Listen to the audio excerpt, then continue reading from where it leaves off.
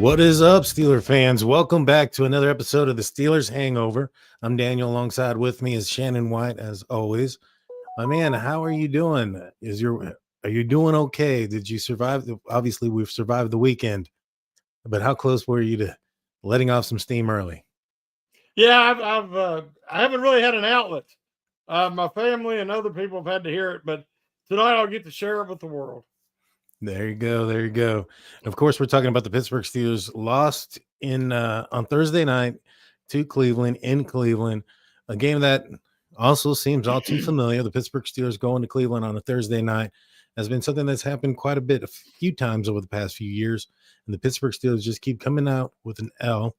And we're going to continue to see a bunch of familiar things, but before we get into it, George Pickens. Some news kind of broke over the last couple of days. The NFL's reviewing some of his behaviors. You have any concern about George Pickens and perhaps if the league ends up coming down with something, uh, how concerning of a suspension of George Pickens could that be for the Pittsburgh Steelers? Well, it would definitely be concerning, but I've been out of town for the last couple of days and I haven't heard anything. I know he had an altercation at the end of the game. And other than that, he was playing football from what I saw, and I haven't seen any, cheap shots or anything that would get him fined. But the last play of the game, I mean, he was literally hog tying the guy that drove him all the way through the back of the end zone up against the barrier, and then they got into a little bit of a scuffle. But I mean, that's football. I didn't see anything that, egregious, but we'll see what happens. I mean, the NFL ain't going to do the Steelers any favors. That is absolutely true. Yeah, that's exactly the play that they're looking into. From what I understand, has been kind of spread out throughout the Pittsburgh Steelers media that the NFL is investigating. George Pickens's behaviors, I guess, at the end of games. There's this one, and this is just me speaking out there. There's other games that have had, down at the end of the game where, and then usually when the Steelers are losing, he does something like grabs the face mask of a player, like he did in Dallas, etc. Yeah. And so either way, those things need to stop because it's going to eventually cost more than just a play or one of those things. I think a suspension could be real if this is something that is continually happening. I know he faced fines before on some of the behaviors that he had, which hopefully they don't escalate to anything of any type of suspension, because at this point of the year, the Steelers are going to need him. And, offensively, he's kind of their only deep threat, only option in the passing game outside of Calvin Austin. Every now and then he's doing a great job as well. But to this game, the Pittsburgh Steelers lose. We'll start off early. They end up going for it, or going for a 58-yard field goal. What was your opinion on that decision? And also the next drive when they went for it on fourth down, both times not converting and giving the Cleveland Browns a short field. Well, Boswell has missed 2 field goals this year, that were very low percentage kicks. Mm-hmm. I mean, the wind hadn't picked up according to the flags on the goalpost. But as we know, in that stadium, just like it used to be at Three Rivers, when you're next to the river, you get the swirling wind. So it might look pretty calm at the top of the goalpost, but up above, a lot of times it's a swirling wind. And to ask the guy to make a 58-yarder in that temperatures and those conditions, I thought that was ridiculous myself. Going for it on fourth and short, I mean, the line has improved this year, but they still struggle in those situations. One reason they don't do the tush push. And, if I'm going to do a 4th and 1, I would rather have Fields in there because Fields is much stronger lower body. He's taller, he's younger, less opportunity to get hurt. And then they got to have, whoever come up and give him the extra push from behind. The Steelers don't run it right. We watched the Eagles and they're like 302 or something. It always works. And other teams are doing it, but the Steelers, they want to line Harris up 5 yards deep or 6 and have him, half the time he don't get back to the line of scrimmage. So I believe in being aggressive because you knew the bad weather was coming. and you wanted to have a lead, but it didn't work out that way. Yeah, no, I agree. I didn't think that the field goal attempt was. I would have liked them to punt in that situation. Play the field goal game. I mean, the field position game. Get them in the short, or in a long field. Create them to create a punt, and then you get a short field, and hopefully at that point you end up getting close enough to put some points on, whether it's 3 or getting into the end zone, especially in the conditions that they had. I felt that was the even when they went for it as before the kick happened, I was like, I don't know if I like this decision. And then the following drive in the same position, I felt that, yeah, the Steelers were able to get them out, the Cleveland Browns 3 and out on both occasions. So it didn't necessarily hurt them in the essence of points when it came to those drives. However, both of those ended up with the Steelers having to go a long drive. And I think that in the first half, I don't think they punted. They had quite a bit of yards through the air, and I think the passer rating on Russell Wilson was pretty high. He had a couple of sacks there, which kind of derailed the drives, or there were some penalties also that derailed the drives. But they only had 3 points to show for it, and so obviously they were able to move the ball back and forth a little bit. Had they had a shorter field, I still think they would have had the ability to move the ball around. Even if they don't get in the end zone, I think they're showing more than 3 points for their efforts. So in that sense, I was not liking either one of those decisions there, in those scenarios. But it is what it is. The Steelers end up kicking the ball, or going forward in those situations. They don't do anything. Ends up getting the ball back. Offensively, though, it just seemed kind of predictable as well. What did you think about the play calls, especially in the first half? Well, that's going to bring us to another subject that I've been very disappointed since the loss, because I've heard people, some in our own community, who have been critical of some of the play calling, the decision making, time management, and that all goes back to Mike Tomlin. Now, in my opinion, you can be critical of anybody in a winning or losing effort. There's been games this year the Steelers have won, and I've said this position group did not play up to par. But we've got to this some reason in our community, and Steeler fans, Steeler Nation, if you try to criticize certain individuals, you're automatically branded and insulted and called a bad name, because you can't be honest. I mean, sometimes guys have great games, and sometimes they come up short of the mark. Mike Tomlin came up short of the mark. This was a classic trap game. I seen a statistic where the Steelers, at this point in the season, against teams with 3 or fewer victories, have a losing record in the last so many years since Ben's gone. That goes back to player preparation, being, your game plan, and the decisions directly affected the Steelers' outcome in this game. You're not even talking about the taking the penalty before you refuse it, seemingly twice that you take it. Then you burn one of your final 2 timeouts before a play's ever run. That they really needed desperately at the end.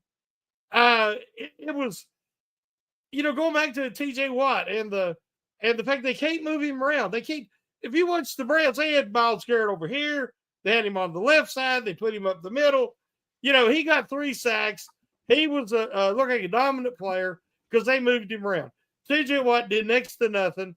And then we got to listen to Myles Garrett talk about how he's the one, he's the chosen one, he's the greatest ever. And it makes me literally nauseous, because he is not half the player that TJ is. But TJ is continually allowing them to just put him on an island where he can easily be doubled and triple teamed. He gets held constantly, and then he doesn't do anything, and he's okay with it. He needs to speak up and say, hey, let's get a little creative here. I'm hoping with Alex Highsmith comes back, maybe they'll feel more comfortable, maybe moving them around a little bit. And, because they've got Herbig, They've got Smith now. They've got the talent to be, creative, especially with how they utilize TJ. But I will say this: I think that Tomlin had one of his worst games in a really bad. It was an inopportune time. But as you said, it looks familiar. That looks familiar to me because everybody kept saying it's a trap game. It's a trap game. And I took up for Tom. I said, no, this year's team's different. All these new players, it's not a trap game. They're going to be prepared. And sure enough, they come out and they laid a donut. I think it's 0-7 now on Thursday nights on the road under Tomlin, something like that. I mean, the bet money was the bet against the Steelers, but I just can't do it. I can't make myself to do it, but I think he's a great coach. But I've always said he's terrible with the challenge flag, and he's terrible with time management. And taking that penalty there was a terrible decision because what they were going to do, the same thing they did in the first half. Kevin Stanowski was going to have them get up to the line, try to draw the Steelers off sides, let the clock go all the way down, and either use the timeout or just go 5 yards back because they were well in field goal range, and then tried the kicker out there and tried to do it that way. And then the Steelers would have had more time, and they'd had that time. But by doing what he did, they converted, and then that was, that put him in between a rock and a hard spot. So I was very, very frustrated, and I'm frustrated that we as fans, honest to God, Steeler fans for many, many years, can't have a conversation, a truthful conversation about a man and some bad decisions without acting like that we give up on the Steelers or we want them to trade him for picks. I've heard everything. And it's just, it's not the truth. The truth is he did not have a good game and the Steelers lost. I agree. I think that in all facets of the game, there was the Steelers didn't live up to the challenge. They weren't at their best, and that included the coaching. I was very critical of Tomlin's time management. If you guys go and listen to the audio only podcast, I had a podcast shortly after the game on Friday that aired out, and I was talking out about how this time management is just very poor when it comes to Mike Tomlin. And there's an expectation of the players that they not make the same mistakes twice, and it just seems like these are the constant mistakes that we're seeing, and it's become predictable. If I know that if I threaten to call a play, at the end of the half, that or the end of the game, that Mike Tomlin is going to not call a timeout, and I can run down the clock all the way down. I mean, it doesn't. It's going to start to be implemented against the Pittsburgh Steelers more often because this is out. And so, to me, I was very critical about those things.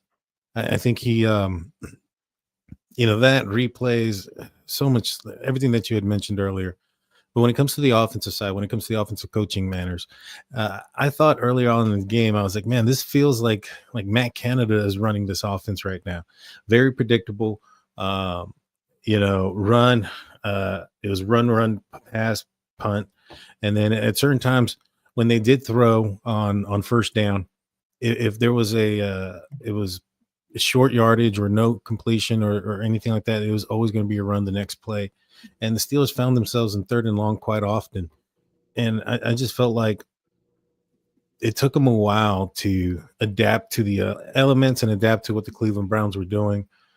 And also the personnel decisions. Mike Williams not out there as often again. What are your thoughts on Arthur Smith's performance as an offensive coordinator in this game? Well, I think that in a bad weather game, and we've heard Tomlin talk about this many times, ball security. And the team that, it turns it over more usually loses the game. And we know this. We've heard him talk about it many, many times. Well, they turned it over once, and now you can count not making it on 4th down as a turnover in my book, but we'll say one actual turnover, and the Browns turned it over 3 times, and they still won. Now, what does that say? The Steelers were ultra conservative. There was a couple of sacks that the ball should have been out quicker, throw it away, whatever. I mean, obviously, you can throw the ball at the ground anytime you want from anywhere on the field, and you won't get an intentional grounding call. I mean, if it's anybody 30 yards on down through there, you're like, that's where I was throwing it. So they won't call that anymore. So instead of taking the sack, just throw it in the ground.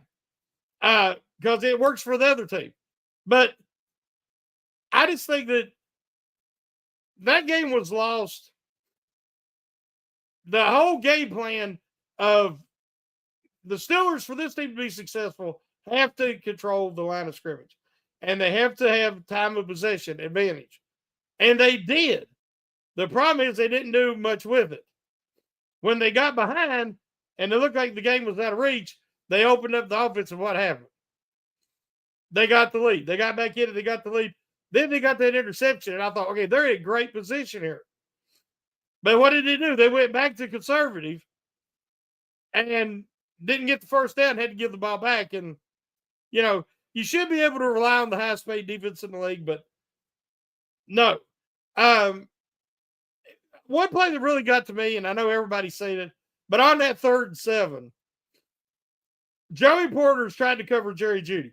Now, the only time he covered Jerry Jeudy is when they didn't throw to him. Because anytime they wanted to throw to Jerry Jeudy, he got open against Joey Porter Jr. And they did that crossing route through some traffic, but Porter was carrying him, but he got behind right off the bat. So they get halfway across the field, the formation, and you see him coming wide open. And you knew that's where he was going with the ball.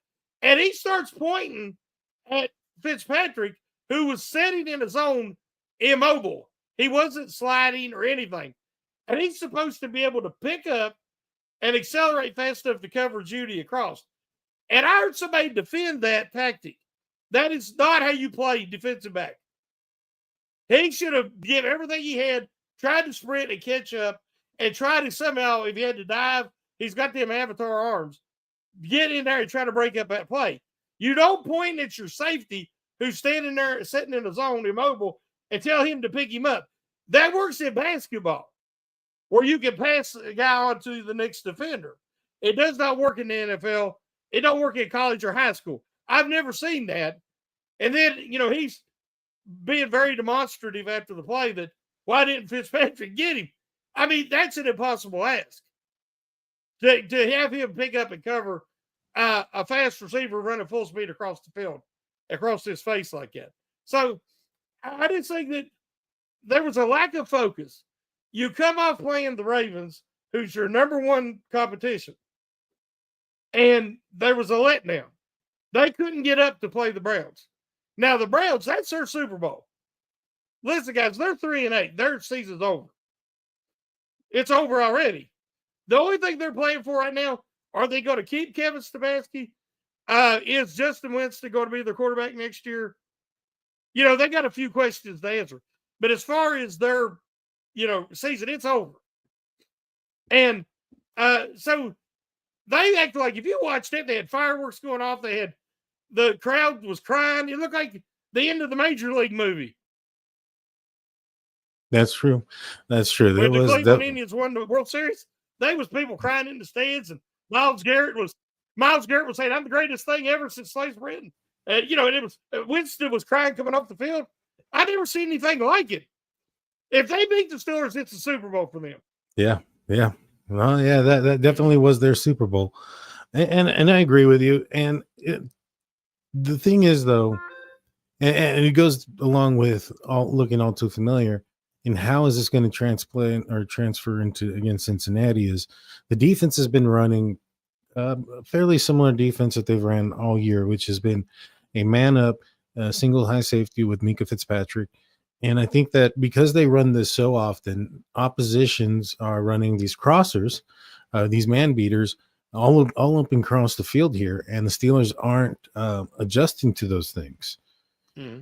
Going up against a Cincinnati defense, going up against a Cincinnati offense where they have some pretty quick receivers and they have more than one that you have to worry about.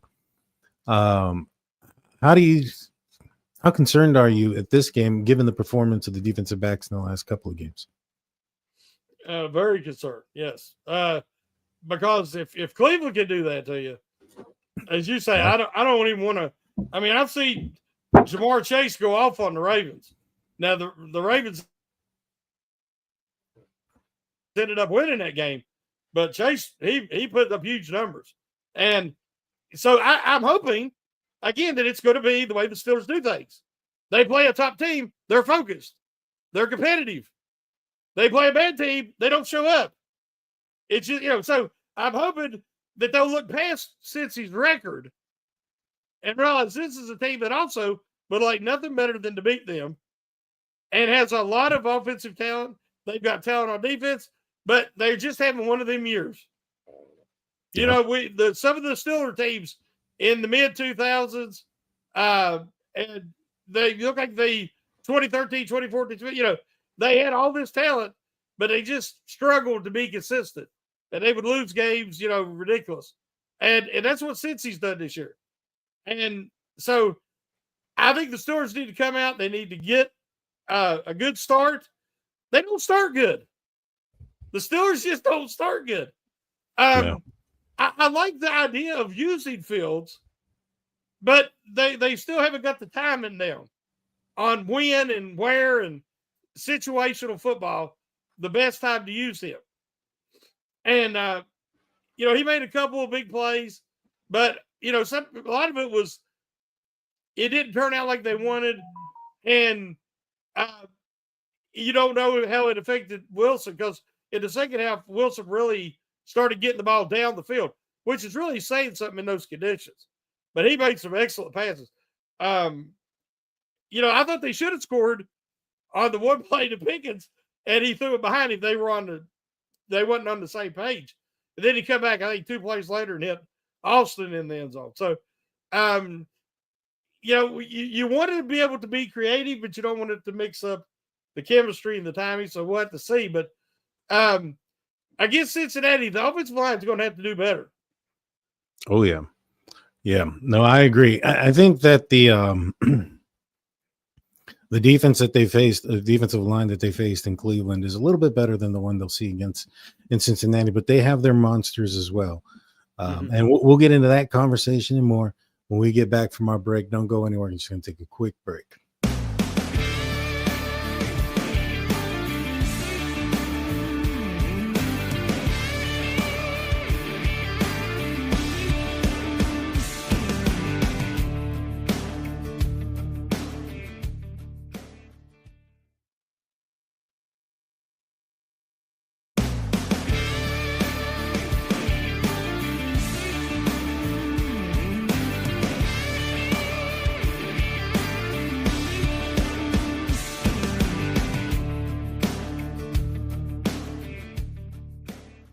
And we're back. Welcome back to the Hangover. I'm Daniel. Alongside with me is Shannon. I'm sure you saw what I saw if you were looking to the side there in disappointment.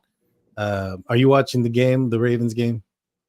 I've got it on the phone. I just keep up with the score. Yeah, well, the Ravens just scored, so dang it. But welcome back to the Hangover and welcome back to the show. So the Pittsburgh Steelers, they're going to play the Cincinnati Bengals this upcoming week. What needs to change? What do we need to see differently? We'll start off with the quarterback position. Russell Wilson, I mean, statistically, he did well. But what does he need to improve, in your opinion, in this upcoming game so that way the Pittsburgh Steelers can be successful? For me, real quick, one thing I'm hoping we're going to see is some more passes in the middle of the field. Something we haven't seen quite a bit of this year, but what are your thoughts? Well, I think that the play action is working well at times. And it's even more effective when the running game is working, which it really didn't work too well Thursday night. It hasn't worked really great the last 3 games. So we'll have to see what happens. But, yeah, I'm all for using the middle of the field. I've said it repeatedly. If you watch, we keep a running back in the block a lot of times, and then we send them out late. Sit and watch the film. They can easily, just drift right through the line and they're wide open in the middle of the field because everybody's playing to take away the slants. And that middle of the field's open. And it can be a tight end or a running back. It don't even have to be a crosser. If they can utilize some running backs in the passing game more, I think they'll have even more opportunity for chuck plays. The Steelers are getting a lot of chuck plays into Russell Wilson. If you look at they're in the top 10 in I think I can't remember, is it over 10 yards? I think it's over 10-yard plays. And then there's also over 20. Right. And so they're getting these, down the field passing. But I think they need less behind the line of scrimmage stuff. Because they're not really doing well with the behind the line of scrimmage stuff. If they do get a gain, it's 2 or 3 yards. Let the guys get crossed into, as you say, the middle of the field. And because I think Russell Wilson's playing well. I like his leadership. I like his decision making for the most part. I think if anything, the offensive line has let him down at times. Yeah. Yeah. For me, targeting the middle of the field, I think, is something that I hope to see because it's a tendency breaker. And because also one of the last times, if not the last times that the Pittsburgh Steelers played the Cincinnati Bengals, they did something they hadn't done in a while, or quite a few times, is target and feature Pat Freiermuth, who took a lot of passes even in the middle of the field. I think he caught some like 13 passes for quite a bit of yards, and I think he even had a score. So, I want to see Pat Freiermuth a little bit more involved in this game here against the Cincinnati Bengals. I also want to see Russell Wilson get rid of the ball quicker. There were some times where I think he was holding on to the ball just a little too quick. A little too long. And, if he can just get it out of his hands, even if he's throwing it away, saving the field position would be beneficial. But yeah, those are the things that I'm hoping to see change, especially out of the quarterback position. But yeah, you're absolutely right. The offensive line needs to do a better job. They got it handed to them this past week on Thursday night against the Browns.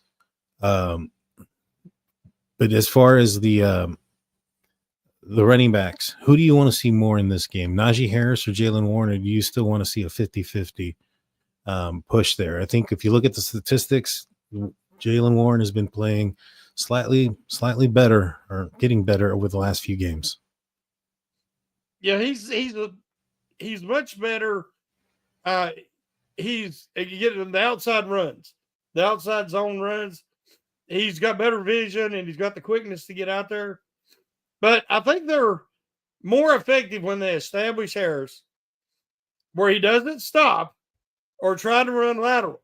When he just runs vertical and hits the hole, or he hits his own guy in the back and pushes him 2 or 3 yards. That's staying ahead of the chains. It's at least 2nd and 7 or 2nd and 8. But anytime he hesitates or stops, the play's over. And it's week after week. And when he was having these 100-yard games, he was hitting a hole or making a hole. Now, he's again he's had some success, so he's trying to break some longer runs.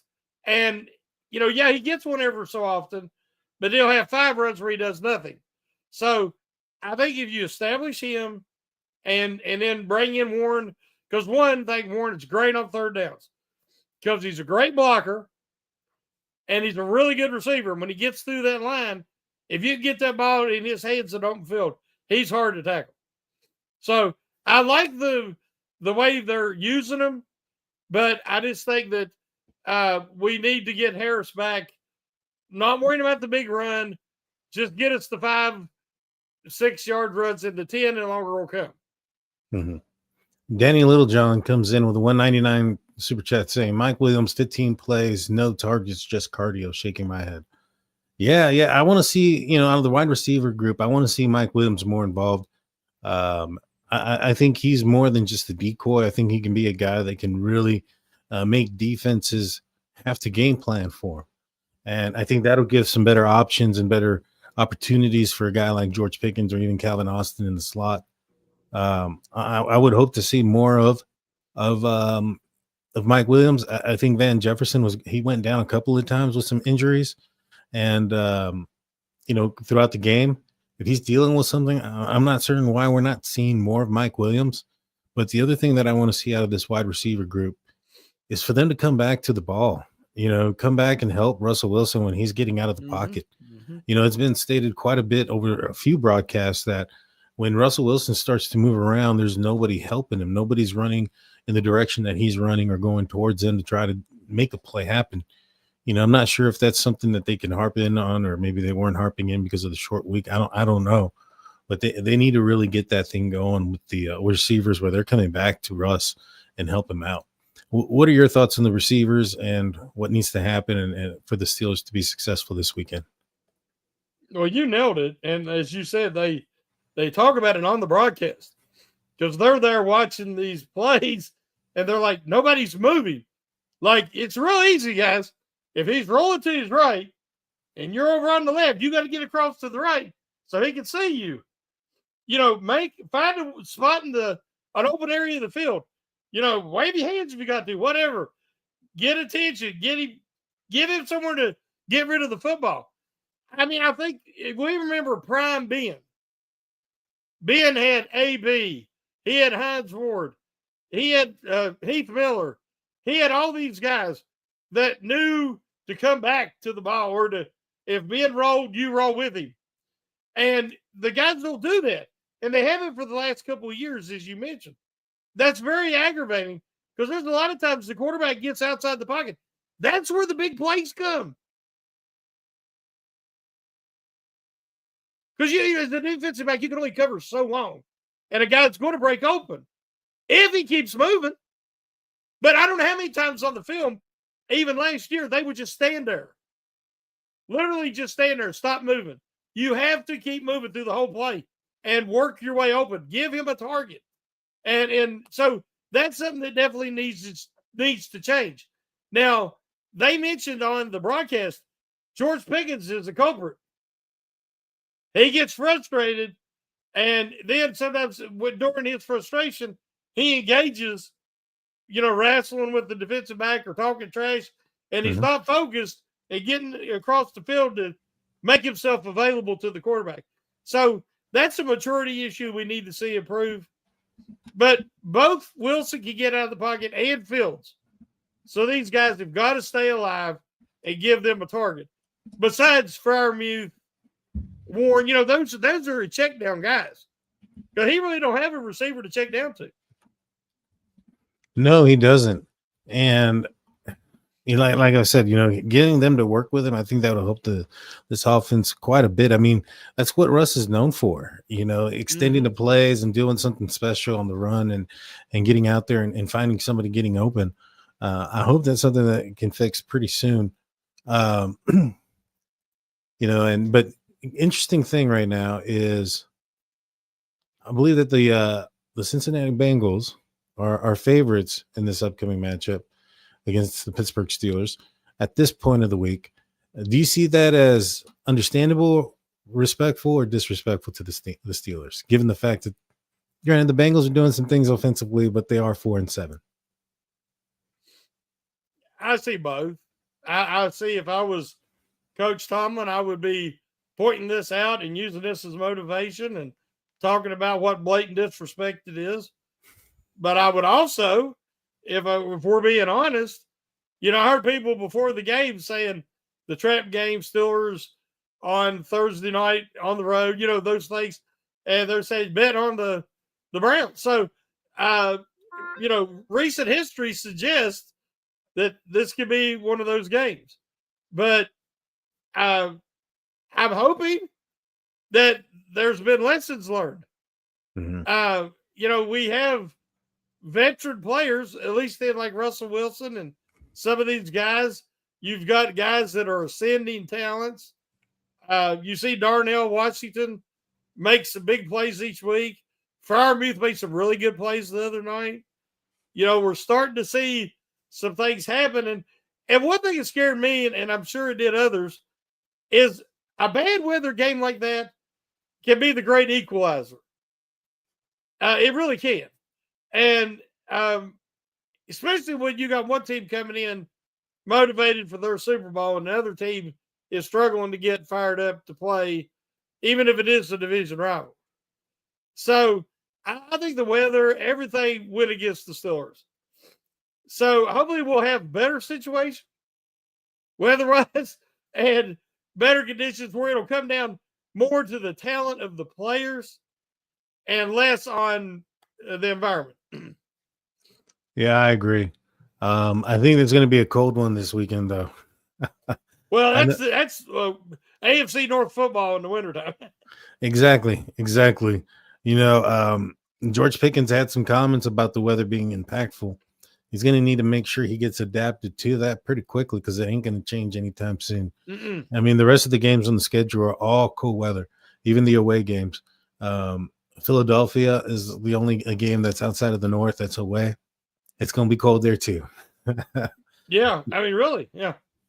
Exactly. I mean, like, they're going to go to Philly, and then we'll go to Kansas City. It's the last remaining games outside the division, and every one of them is going to be cold. Yeah. So you can just accept it. And as far as the, little bit of the chippiness or the, I like to see guys to play with a chip on their shoulder, but you got to be smart about it. You don't want to get suspended when you're as valuable as, say, George Pickens is. Because once you get the reputation, every guy is going to be in your ear trying to get you to get thrown out. And knowing that it'll get you suspended for the next game, especially if they're already looking at you. So, hey, he's too valuable for that to happen. So, there needs to be some conversations in the facilities about, now teams are targeting you. Once you get the reputation, you're a target. Yeah, and teams are going to try to get under your skin too. Once they know that you're easy to flip the switch like that, and you're going to potentially cost some yardage there for your team. I mean, yes, I would target that. If I saw that on the opposition team, on the opposite team, that they had a player that was a little bit of a hothead, get in his head. That's what you want to do, and he won't perform. And so I saw a comment earlier, and I wanted to get your idea about it. It was referencing Connor Hayward. I talked about it also in my podcast that I did on Friday. What kind of value does Connor Hayward bring to this team, and in what situation outside of special teams do you think he would block better or be a better pass catcher than either Pat Freiermuth, Darnell Washington, or Pruitt? I really don't know. I like Connor Hayward. I wanted to root for Connor Hayward. I've been a proponent of his ever since they drafted him because I loved him in Michigan State. I love he's a team first guy, but he has not progressed this year. I thought he would be a good H-back, that he could do a little bit of that box fullback, when they need one. But it looks like Mikael Pruitt is better at it than Hayward is. What really hurts with Hayward is he cannot get procedural penalties. He had two big time penalties in that first half that hurt drives and kill momentum. And he doesn't offer enough to warrant those mental errors. Now, I don't know if they were all mental errors or if it's fundamental. He needs to tighten up. But yeah, I understand what people are saying. I'm not ready to totally give up on the kid yet, but that was a bad performance Thursday night. Yeah. No, it has been. And I think more so in the blocking is where I'm quite a bit more concerned as well. I'd rather see Darnell Washington back there loaded up as the fullback. If you're going to go for it, why not have him leading Najee Harris? I think you would have a better I mean, you should be doing that on goal line situations and shoot, give him the ball every now and then. I think he's big enough and strong enough. He'll get over there. Did you hear what Russell Wilson said? What'd he say about it?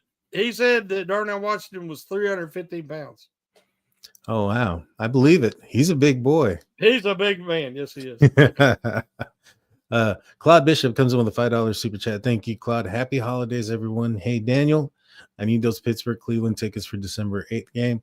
Unfortunate, Claude, those tickets have been sold. I do have other tickets if anybody is interested in purchasing some. I do have 2 tickets to the Steelers Chiefs game and the Steelers Bengals game at the end of the year. I actually selling them for quite a bit of a discount. So hit me up on my email, stateofthesteelers@gmail.com, or on my X at my handle is State of Steelers. If you're interested. Thank you so much, Claude, for the donation and the plug. So yeah, going back to the this upcoming game and to Connor Hayward first. Yeah, man. I think maybe he does bring some value, perhaps on special teams. It's just that sometimes, especially on the goal line or in some of those short down distances, I think I'd rather see some bigger bodies up there that can actually move the line. And I'd rather see like I said, if you have to take, if Darnell Washington's on the line and you have to take him off to put him at the fullback position and replace him with like a Spencer Anderson or somebody else who can be a tackle eligible, I think that works out so much better. And I think you're going to have a way better opportunity for gaining those 1 to 3 yards that you need when you need them. I think that would be a force, but unfortunately we don't. I don't do the personnel, and it's probably for good reason. Well, I think that as you say, Washington makes sense. Mikael Pruitt did that in Atlanta, and I think he's better at it than Hayward. I expected Hayward to be more of a force and to really, go in there full speed, and because it's a battering ram position. I mean, it's a thankless position being a fullback like that. But I don't see the physicality necessary. And then he doesn't offer enough in the receiving game to warrant being out there more, especially not if you're getting penalties. So there's still some things they need to fine tune. Like I said, I'm not giving up on the kid, but it's getting a little bit dicey for him right now. Yeah. And I think it's just kind of running out of positions where he can play. Even at that halfback position, Jalen Warren, even Cordell Patterson, who I think needs to maybe jog a little extra. He looks a little bit heavy. Yes. He's looking a little slower than he was before the ankle injury. Get a little bit of extra suicide runs there. Let's get some of that burst. The injury and his time away didn't even know favors. Because he has the guy that burst back. But last time I said that, and I didn't even know if he'd make the team, and he come out the last preseason game and had a big play. So then he didn't do anything at the beginning of the year.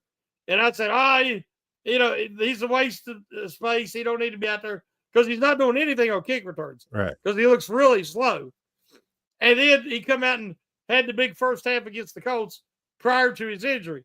So what I need to do is say this week, he sucks. He don't need to be out there because then he'll have another big game. Yeah. No, I think they were showing him on the pregame in one of the recent games here. And I was like, man, the Steelers get a tight end? Who's number 84? I was like, oh, that's Cordell Patterson. That's not a tight end. Yeah. But yeah, he's getting kind of thick there. And I think the injury may have had something to do with that as well. Unable to get the cardio in, obviously. But yeah, at the end of it, it was one bad performance, across the board, for the Steelers versus the Browns. Moving on to Cincinnati, I think that the Pittsburgh Steelers and Mike Tomlin, they have a bad reputation and a bad record when it goes to being on the road on Thursday nights. But games after Thursdays, they do a lot better. And so I'm excited to see how they're going to be able to perform in this upcoming game. Anything else that you want to add on before we call it a show there, Shannon? No, I was thinking, during Ben's career, Roethlisberger was, I think, 12-2-1 in Cleveland, and something equivalent in Cincy. He owned Ohio, I guess, because he was the Ohio kid, and got to escape Ohio and get into Pittsburgh, and we know his success. And I think it kind of spoiled us. I know it spoiled me. And then for it to happen now that they're I think 1-5-1 in the last so many games, or maybe it was 1-6 now. I can't remember, since being retired in Cleveland. That's tough. I'm just not used to them laying an egg, because that was always the guy that gave you like chalk up a victory. You can't do that anymore. So, but I see Afton's question, and as far as I know, nobody said anything to me, but it should be 8:00 on Wednesday like normal. Good deal. And for those that are on the audio side only, Afton was asking if Pump Your Brakes is happening at the usual time. Yeah.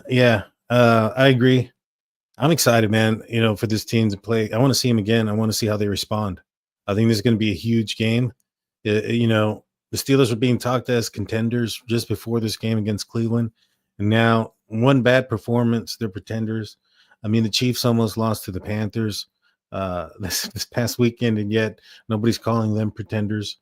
They should have lost against the Broncos as well if it wasn't for that block kick, which I think was illegal because they had so many people running over the long snapper.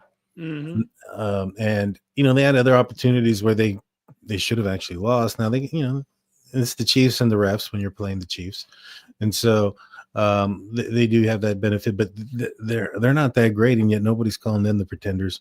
The Steelers are just a team that, when it comes to the mainstream media, they're disrespected, and I hope they take that personal this week and going forward. And if the Steelers were going to lose and get knocked in the mouth, I prefer it to happen now than a little bit later on in the season when going into the playoffs is a real thing. But my main concern is, I think the only way that the mainstream sports media is justified is what I said earlier about the record against teams with 3 or fewer victories at this stage of the season. And the Steelers have a really bad record. They really struggle to get up for teams, that are bad teams. You call that trap game playing down to the opposition, whatever you want to call it. But it's really prevalent now over the last 3 or 4 seasons. So, I'm hoping that's going to change.